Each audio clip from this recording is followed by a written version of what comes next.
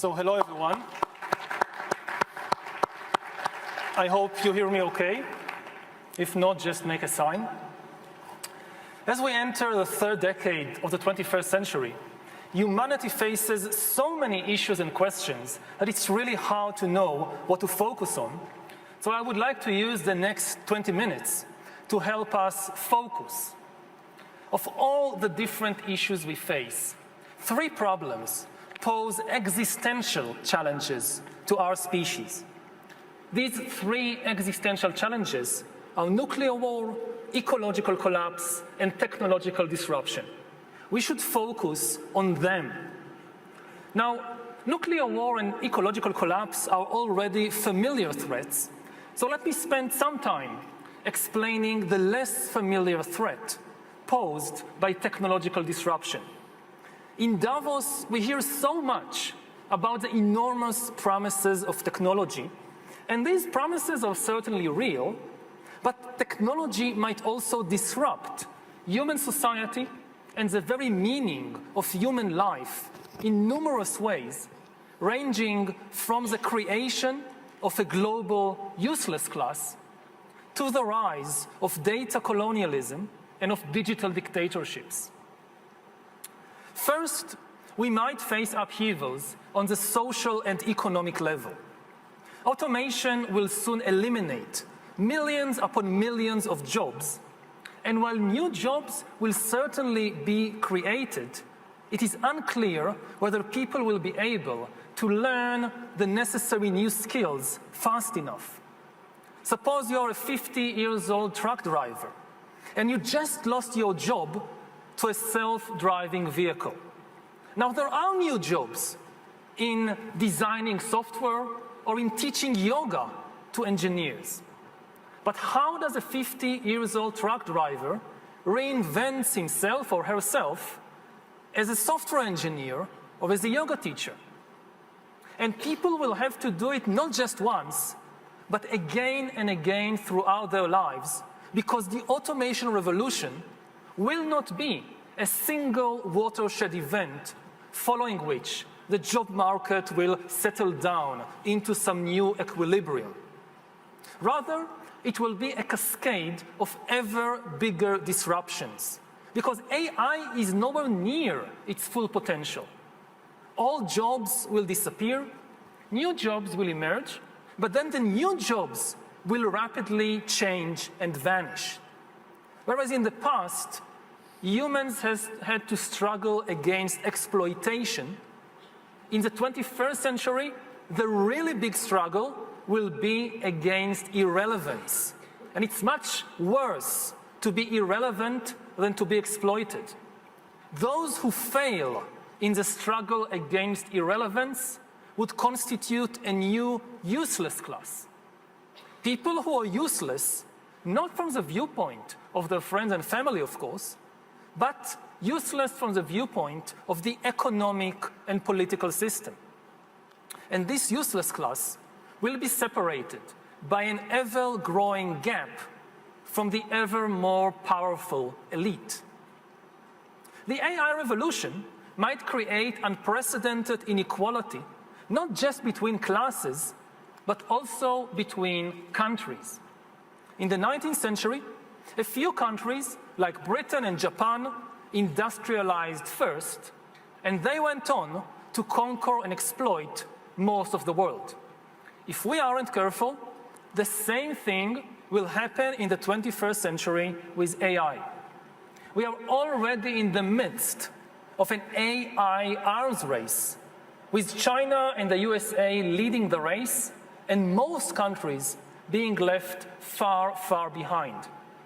Unless we take action to distribute the benefits and power of AI between all humans, AI will likely create immense wealth in a few high-tech hubs, while other countries will either go bankrupt or will become exploited data colonies.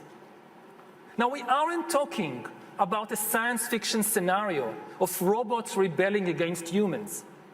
We are talking about far more primitive AI, which is nevertheless enough to disrupt the global balance. Just think, what will happen to developing economies once it is cheaper to produce textiles or cars in California than in Mexico? And what will happen to politics in your country in 20 years when somebody in San Francisco or in Beijing knows the entire medical and personal history of every politician, every judge, and every journalist in your country, including all their sexual escapades, all their mental weaknesses, and all their corrupt dealings? Will it still be an independent country, or will it become a data colony? When you have enough data, you don't need to send soldiers in order to control a country. Alongside inequality, the other major danger we face is the rise of digital dictatorships that will monitor everyone all the time. This danger can be stated in the form of a simple equation, which I think might be the defining equation of life in the 21st century.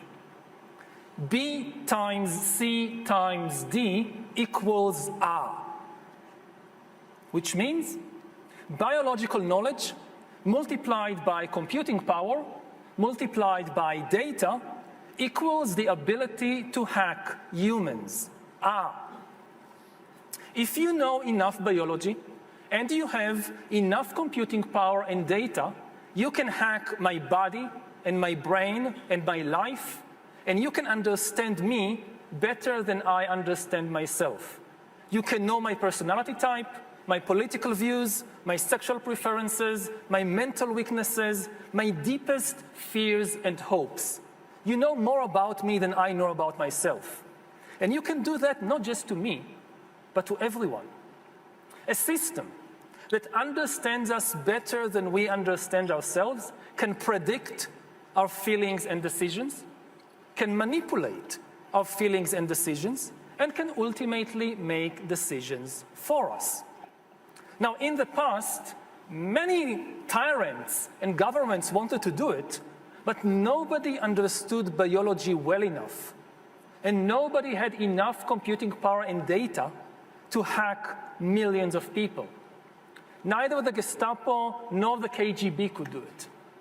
But soon, at least some corporations and governments will be able to systematically hack all the people. We humans should get used to the idea that we are no longer mysterious souls. We are now hackable animals.